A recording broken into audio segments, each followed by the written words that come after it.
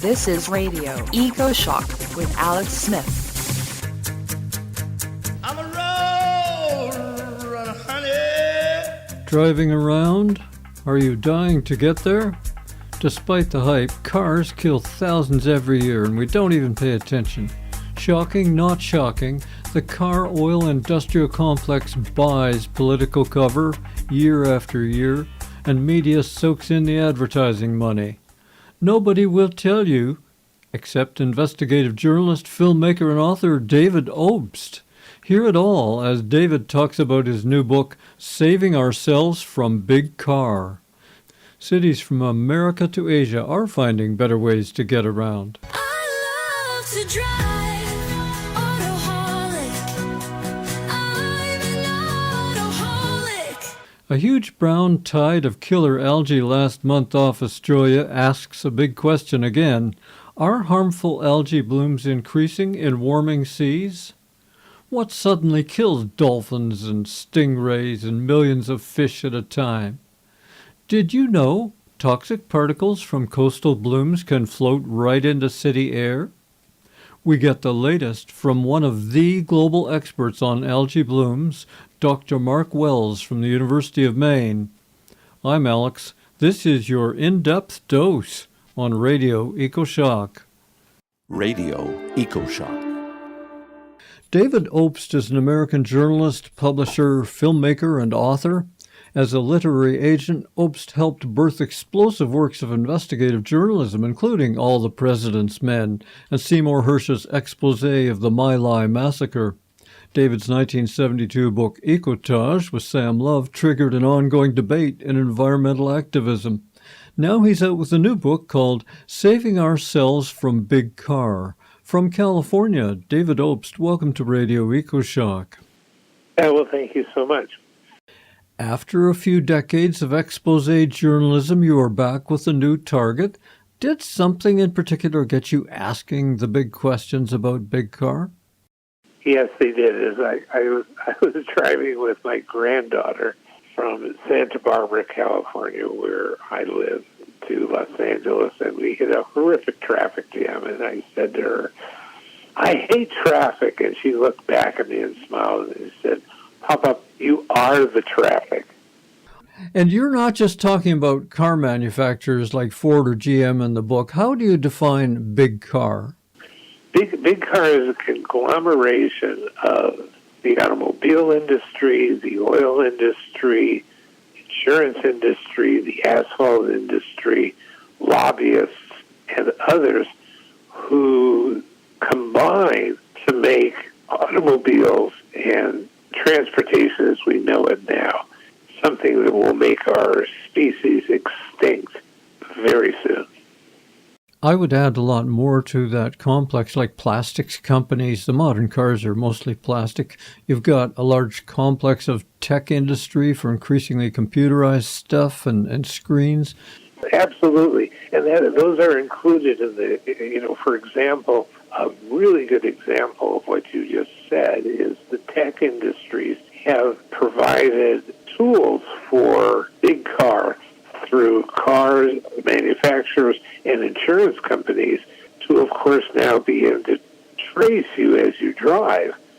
And if you speed or you accidentally bump your car, your insurance premium is going to go up, whether it was reported or not, because the insurance company has that information. And I just saw a television special saying that the new Apple software in cars is also taking that manufacturer information and selling it on for advertisers to send you more personalized ads. It's great, isn't it? Oh, we're just so lucky to have them. But on the serious side, David Obst, tell us about the death toll from car use. Well, it's unfathomable because your listeners are aware of two things. One is that they have, in America alone, about 45,000 people die each year from car crashes, right? But they don't call them crashes. It's the only business in the world that can slough off what their product does in killing these hundreds of thousands of people and call it an accident. Yeah, it'd be hard for the tobacco companies to say, well, there were a lot of accidental deaths from our products. How many people did you say worldwide were killed by cars every year? I missed that. Worldwide, it's close to 1 million. But here's the most salient fact. Let me just do a quick synopsis of how we got here. It'll take about a minute. Is the biggest problem in urban America at the beginning of the 20th century was the horse. Into New York City, each day would parade 130,000 horses, each leaving over 20 pounds of manure and 12 gallons of urine in the city streets. And the cities became impossible to live in. So we invent the car. First cars, and the most popular, believe it or not, were electric cars, which were really popular at the very beginning of the century. But with World War I, the precious metals needed for those cars went to the war effort, so that sector disappeared.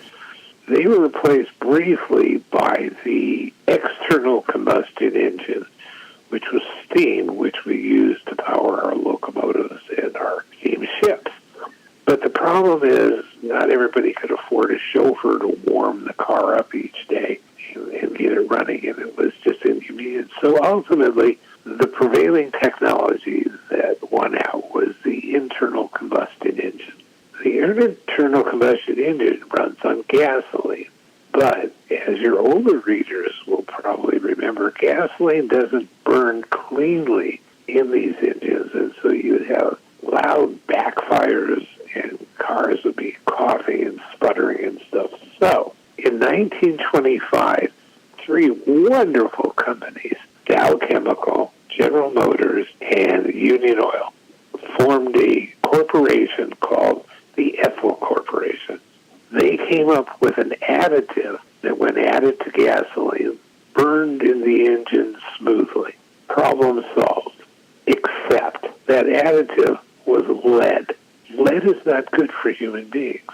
In fact, it's poisonous to human beings. In fact, it kills them. What happens is lead is burned out of the cars, goes up into the atmosphere, but it's heavier than air. It floats back down, and people inhale it. When you inhale it, it goes into your bones and your teeth, eventually migrating up to your cerebral cortex, where it replaces the calcium in your brain, makes you crazy, and ultimately kills you. From 1926 to 1977, when finally lead is taken out of car gasoline, the World Health Organization says that over 70 million humans died. That's more than were killed in all of World War II. And not a single person was held responsible. Wow. Well, on the lead topic, I checked, your book contains 1,000 facts, and I looked up so many of them, and they all check out, except I found this one, what I think may be an error. I just want to cover that. And you write, the problem with electric vehicles is that they are all powered by lithium batteries. They must be replaced every few years and contain large amounts of lead. According to the World Health Organization, these batteries are responsible for more than 75% of all deaths caused by lead poisoning today, end quote. Well, I doubted that's true, because electric vehicles are not that numerous in many parts of the world, and there's lots of other sources of lead out there. So I agree, but what you missed on that was that these batteries tend to burn out after 2-3 years. They then take those batteries to recycling plants in Southeast Asia, in Africa, in other undeveloped parts of the world, and they melt those batteries down to get the lead back so that they could put it into the next generation of batteries.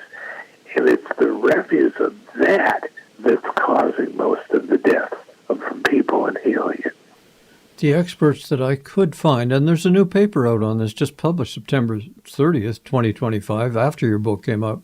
The title is Environmental Lead Risk in the 21st Century, and they say it's due to ongoing coal usage, legacy contamination, and people, as you say, recycling batteries, but they're talking about lead-acid batteries, the kind used not in electric vehicles, but in older vehicles. Anyway, it's a tiny point, but I just wonder. Just the last point that I don't mean to be contentious on this, but we had a horrible fire out in Southern California in the Pacific Palisades. There were more Teslas, because it's a very upscale community, that burnt and exploded. They are now finding extraordinary amounts of lead in the topsoil of that area and in the dumps in Calabasas where they're putting it.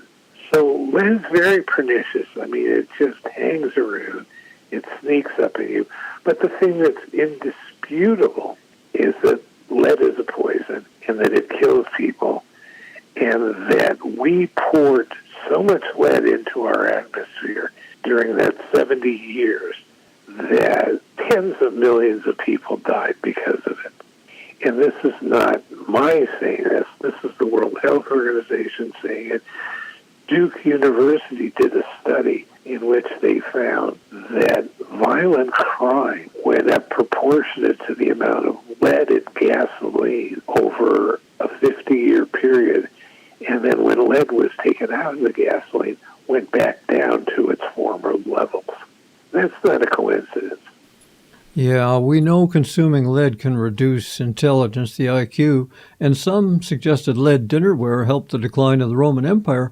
It kind of makes you wonder. I mean, Americans were gassed with lead for 70 years until 1996. Maybe that's one reason for the rampant public stupidity that we can see these days. Well, it could be part of it, and one of the points I make in the book is the reason for that is because journalists like yourself, scientists, research laboratories, and universities like Caltech and MIT were prohibited from having access to the data on what the effect of lead was on human beings for that entire 70-year period. And anytime they were hearing about the efficacy of lead, they would trot out these extraordinarily well-paid scientists who said, there's nothing to see here. You're just talking about a lead herring. Okay, now, all of this culture is deeply in our brains, and some of our listeners are hearing your voice right now over their car radio. Tell us about how car radios changed living and even the music industry. Well, in the book, I go into 3 sections. The first is how and why the automobile became part of the world culture. And one of it was particularly through entertainment. In the old days, in the 1950s and well into the 1960s, if you wanted to have access to entertainment, it primarily was through sitting in your parents' living room, and they had control of the dial.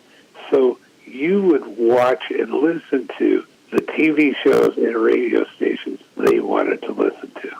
Cars come along, and the car radio is put in.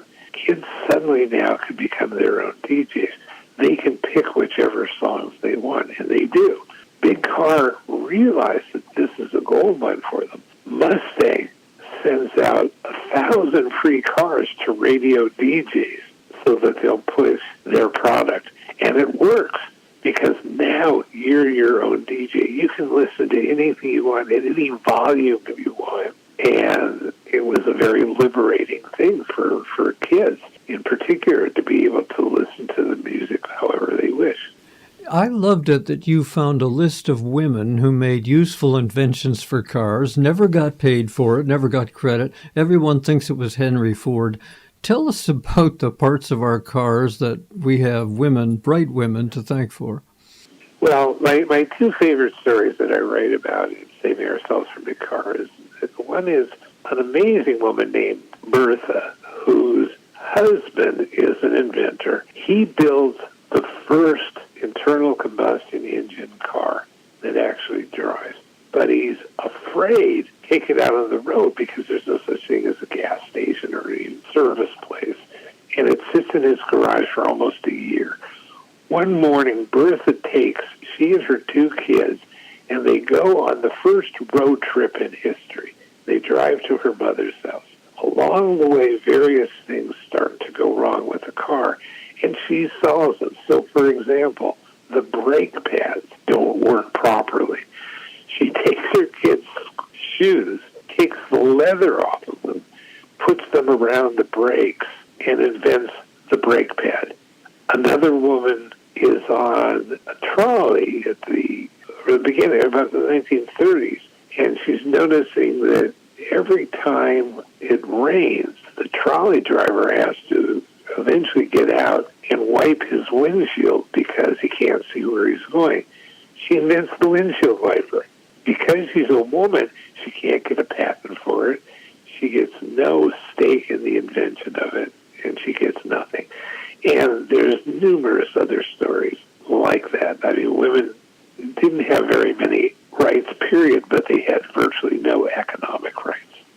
And big cars are deadly for all of us, as we've said, but it can be racist too. How were cars used to further impoverish and criminalize black people in America?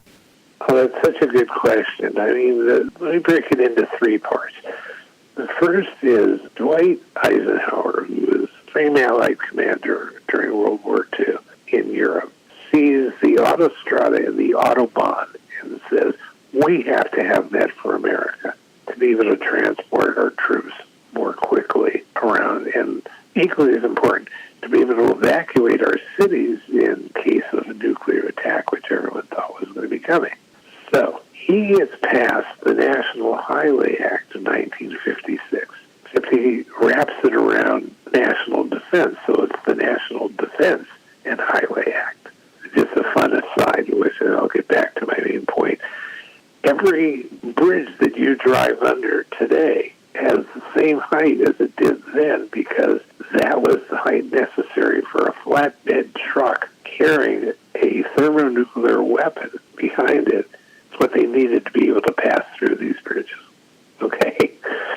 So Eisenhower gets the largest public works project in American history legislated. It's paid for by gasoline taxes, and billions and billions of dollars are spent. Everything that's not nailed down in America is paved.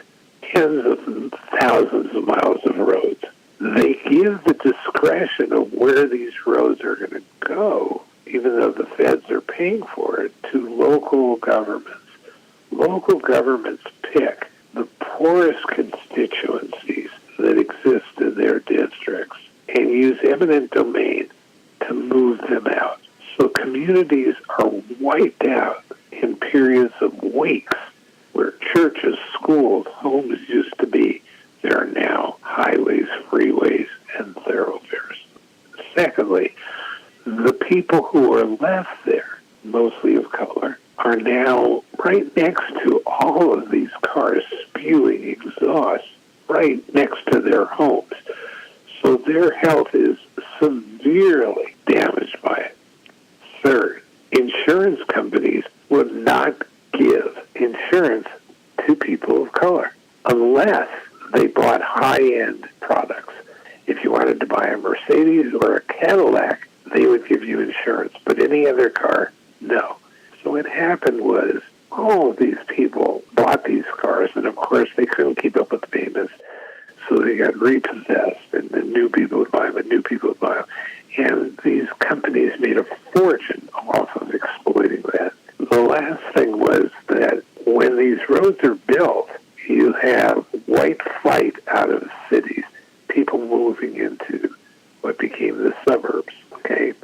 The people who are left in these cities are restricted from living in the suburbs by what they called red line laws, which was it was illegal to sell a house to a person of color in certain places like Levittown and others, right? They also had sundowner laws in these communities, which all the way up to the 1960s, which said that any person of color who is caught on the streets in these communities would be immediately incarcerated. Most importantly is the downtown area in our major cities, because of the white flight and businesses moving out into the suburbs, into shopping malls and others like that, completely lose their tax base. So they no longer can afford to put in new drainage, rail lines, new mass transit. They're the poorest of the poor. And the legacy of this for people of color in this country has been, I would argue, as bad as Jim Crow racism in segregating them from the rest of our society for so long. You are listening to Radio Ecoshock. Our guest is David Obst, and we're talking about his new book, Big Car. So, Dave, introduce us to the big lobby machine that buys politicians to stop pollution control and action to reduce emissions. The latest statistics are that close to 94% of all people who run for office are those candidates who spend the most money. Big Car gives, on an average, each election cycle 15 times as much money to politicians as environmental groups do. So who do you think they're going to listen to? The politician who's received the most money from Big Car last year is Chuck Schumer. The way it works is that if you're running for office, having a contribution of $15 or $20 from an environmentally aware person is nothing when you can get a donation of $150,000 to $200,000 from a lobbyist. And let me just speak briefly about the impact of lobbyists on our society. The departments that were supposed to be protecting us and our public health and our rights in transportation became very early a revolving door of mostly white men who worked there for a few years and then were offered stupendous salaries to become lobbyists. They would go in and talk to the new people who took their jobs and say, look, just play ball with us for the next couple of years and you can get a job like mine. And they did. And so nobody was protecting the consumer. I mean, we knew for 40 years, Al, that seatbelts would save tens of thousands of lives, but it was never legislated into our having to do it. And the reason for that is that Big Car would have had to pay an extra $4.13 per seatbelt to put them in their cars, and they didn't want to incur that cost. And the only reason we finally got them was because airbags were going to cost them more, so they, in a last desperate attempt, they put seatbelts in hoping to forestall airbags, but it didn't work. And we might think the American Automobile Association is looking out for all the drivers, but tell us about AAA's fight against pollution regulations and even against global climate action. AAA has been one of the more egregious villains in this story in that they have been a pawn of Big Car since their inception. But if you look at the name, the Automobile Association of America, I mean, they were founded to protect cars. Here's two good stories about how they protected cars. At the beginning of the wide usage of cars in the 1920s and early 1930s, cars were killing a tremendous number of people on the road. The reason for this is most people were just used to being able to walk on the streets whenever they wanted. When you suddenly had this massive amount of lead, metal coming at you and hitting you, you always lost. So people were beginning to get upset about this, and there were even some protests being run. So Big Car comes up with an amazing invention, jaywalking. AAA, the Boy Scouts of America, and Big Car began to go around the country and have teams of young Boy Scouts and others patrolling the streets, running up to individuals who cross the street, not in prescribed areas, grabbing them, giving them citations, blowing whistles, and street shaming them into not doing it any LA has opposed any legislation in Congress that stipulates that roads should be used for mass transit as opposed to expanding private public roadways. They also denied that climate change existed until very recently. So they're no friends of individuals, but they're very close friends with big cars. You grew up in Los Angeles, and last time I went down the interstate with all its feeders, I counted 22 lanes in L.A. Interstate 10 in Houston gets up to 26 lanes if you count the frontage roads. In 2012, the U.S. Geological Survey estimated parking lots covered approximately 5.5% of all U.S. land, and it's only grown since then. And, it changes the albedo of the United States. It adds to the heat island effect. That's why we're sweating it out in the cities partly. Tell us about some alternatives to that.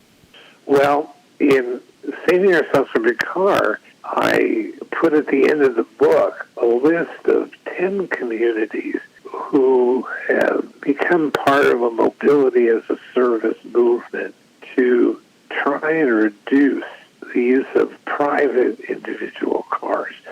So cities like in Tempe, Arizona, in Portland, in Singapore, in Taipei, and many, many others, Copenhagen, they've come up with alternatives to using your big car.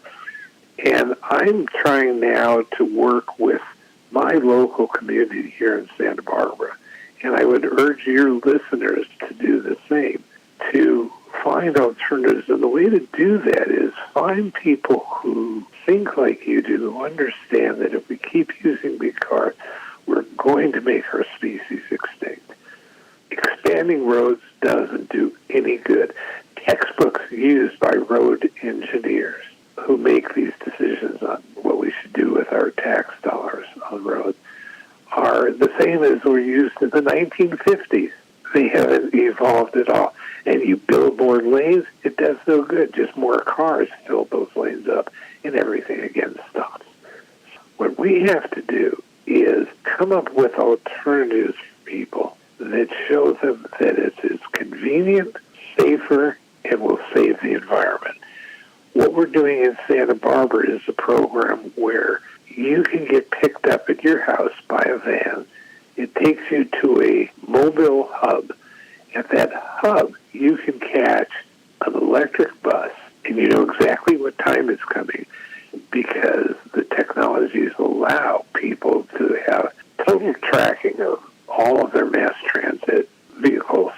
So the car picks you up at 8:30. You know you want to catch an 8:45 bus. It drops you at the mobile hub. You take your bus. You're where you want to be, or if not, there's bikes, scooters, and other forms of transportation that will take you to the nearby place you want to go.